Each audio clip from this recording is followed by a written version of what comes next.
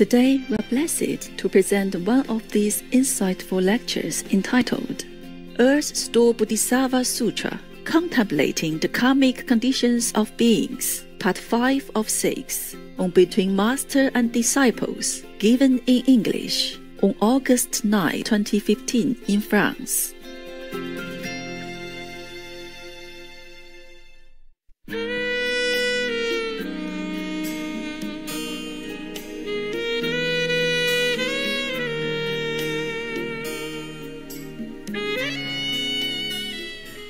The Arahant took pity on bright eyes and used an expedient device.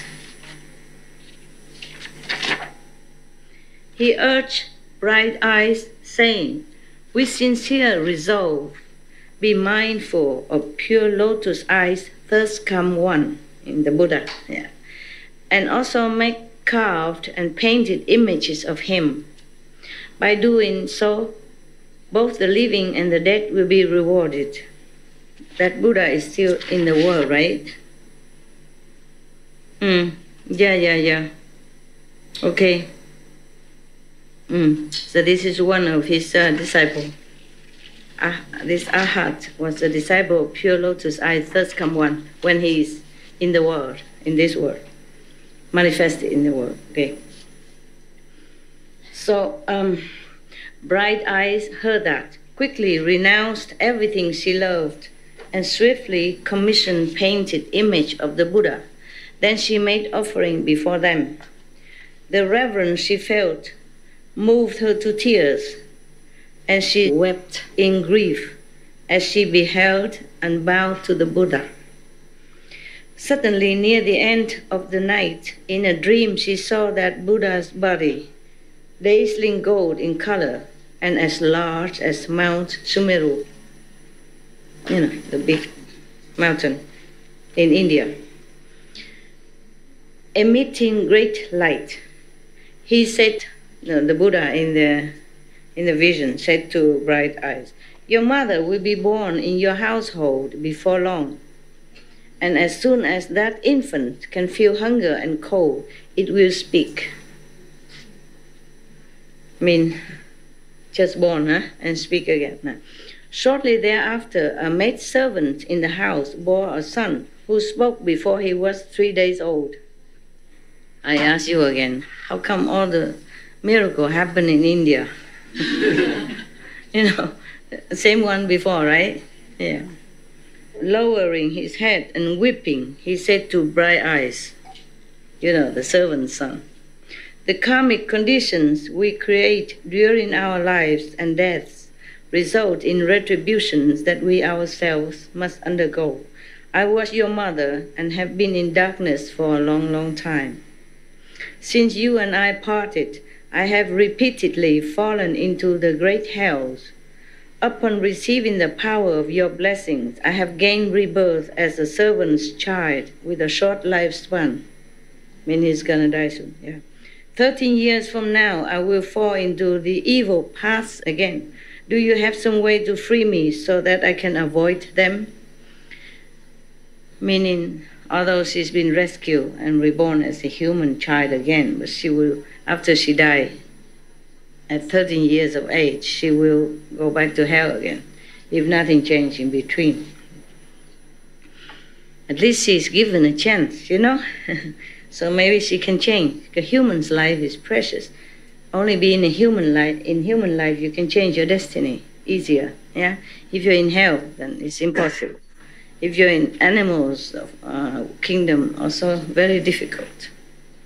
When Bright Eyes heard those words, she knew without a doubt that they were her mother's, choked with emotion and sobs. She said to the servant's child, "Since you are my mother, you should know your own past offenses. What karma did you create that caused you to fall into the evil paths, meaning to hell?" The maidservant's child answered, "I am undergoing retribution for 2 kinds of karma. First, killing, and second, slandering. Yes. Had I not received the blessings you earned to rescue me from hell, I would not yet be released from that karma. Wow. Yeah? This is really filial to mother by doing this. So Bright Eyes ask, what happens in the hell when beings undergo retribution for their offenses? The maid servant's son, servant babies, answer, 3 days old and talking. The maid servant's sons answered, I can't bear to speak of the ways in which beings suffer for their sins. Even if I lived for 100,000 years, I would find it hard to talk about and finish it. When Bright Eyes heard that, she wept bitterly and spoke into space, saying, I vow that my mother will be released from the hells forever.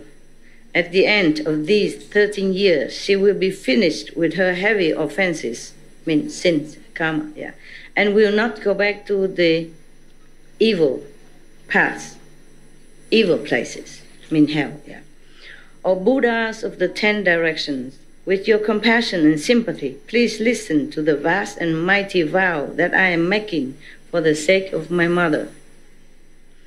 If my mother will never again enter the 3 evil paths, lower birth, suffering birth, or also including hell, never again be born into low stations, then here before the image of pure lotus eyes, thus come one.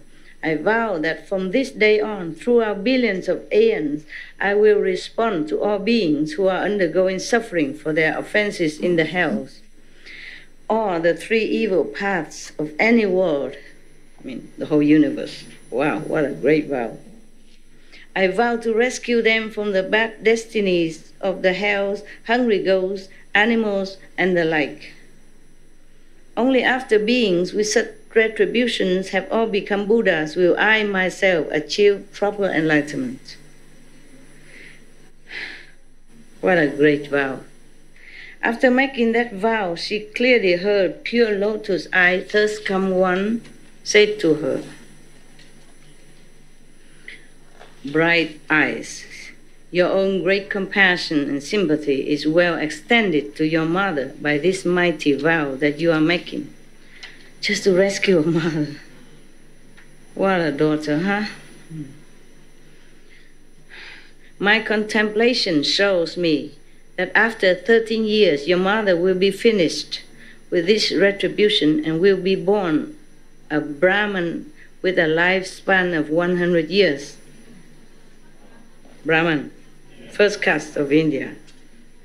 After that retribution, she will be born in the land of no concern with a lifespan of uncountable aeon. Wow. That means in that land you don't worry about anything. You be happy, have no concern, no worry.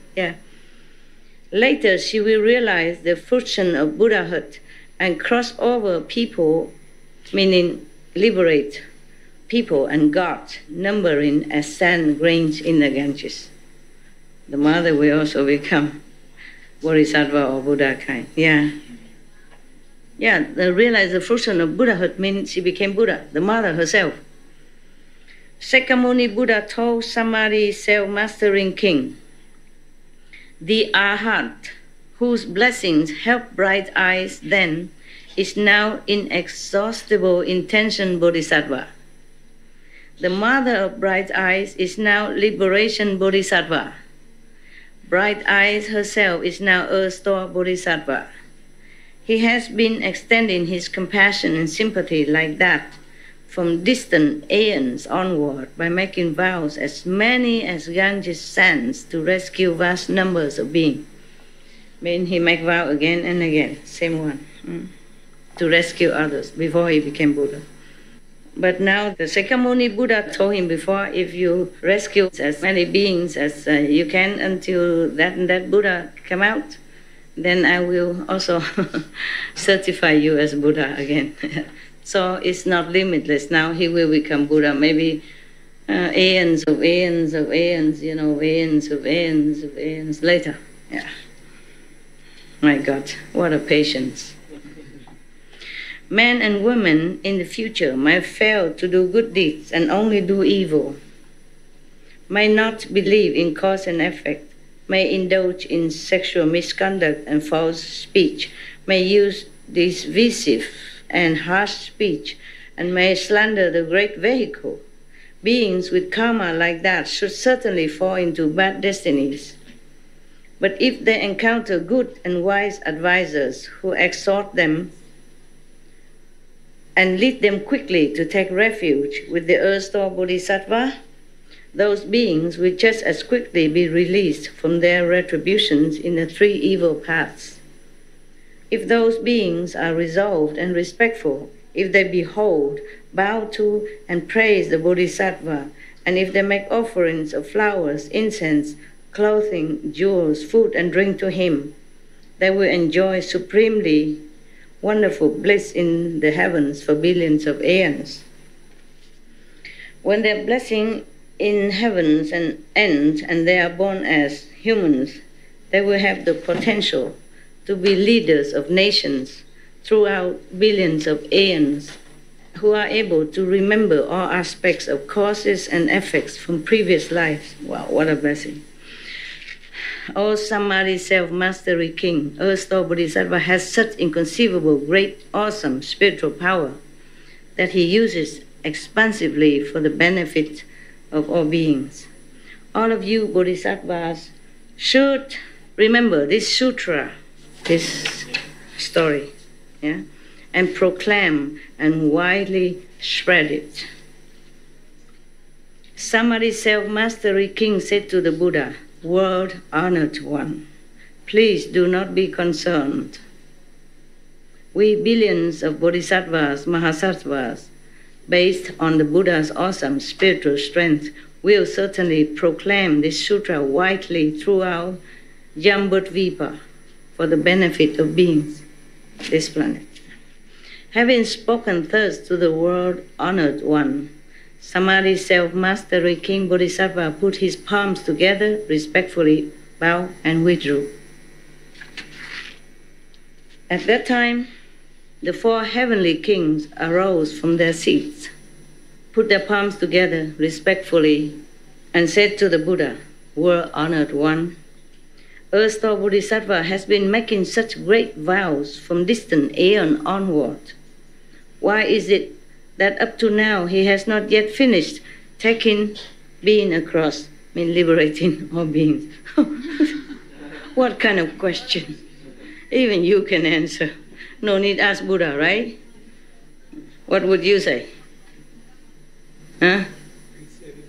He wants to still save it. He wants to save beings. What would you answer? Yeah. Yeah, the same. He wants to save. He wants to continue saving beings. So many beings. Yeah, that's correct. Too many. So many. He wants. Yeah. And then they sin again and again, and then children born again, and grandchildren, and all that. And why does he continue to renew his vast and mighty vows? Please, world-honored one, explain that for us. The four heavenly kings don't know this? I wonder. So heavenly kings are not all that great, huh? Maybe they know, but they want to ask for the sake of others around there, and also for beings on this planet. Maybe they know, but they just ask for the sake of others who don't know, huh? Like the ghosts, and the assembly is great with all kinds of mixed beings, right? Not just kings of heavens, but ghosts, asura, yaksa king, all that. The Buddha told the four heavenly kings, "Excellent, excellent. Now to bring benefit to you and to extend that benefit to people and gods of the present and future, I will speak about how Earth-Store Bodhisattva uses his compassion and sympathy within the paths of birth and death in Jambudvipa, in the Saha world, to rescue, take a cross, and liberate beings who are undergoing sufferings for their offenses. The four heavenly kings replied, "Please, world-honored one, we would like to hear about his work." The Buddha told the four heavenly kings thus, "From distant aeons onward to the present, Earth-store Bodhisattva has been taking a cross and liberating numerous beings. Since what he vows to do is still not finished, he continues with compassion and sympathy to help beings suffering for their offenses in this world. Moreover, he sees the ceaseless tangle of their causes extending on through infinite future aeons. Because of that, he renews his vows again. Thus, in this Saha world, on the continent of Jambudvipa, this Bodhisattva teaches and transforms beings by means of billions of experience devices. He used countless means to help them." Let's check. Oh my God. More. Oh, more or less one more page. Four heavenly kings, listen well to the killers. Earth-store Bodhisattva says that short lifespans will be the retribution. To robbers, he says that poverty and acute suffering of shortage, of necessity will be the retribution.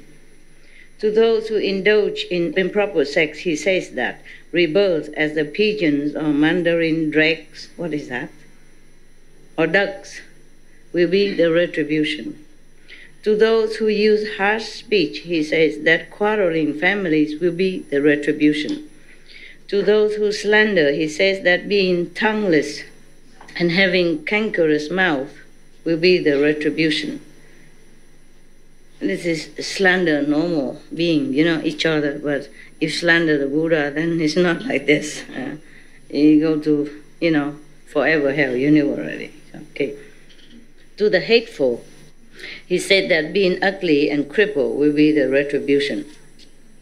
To the stingy, he says that not getting what they seek will be the retribution. To the gluttons, greedy to eat, he says that hunger, thirst, and sickness of the throat will be the retribution.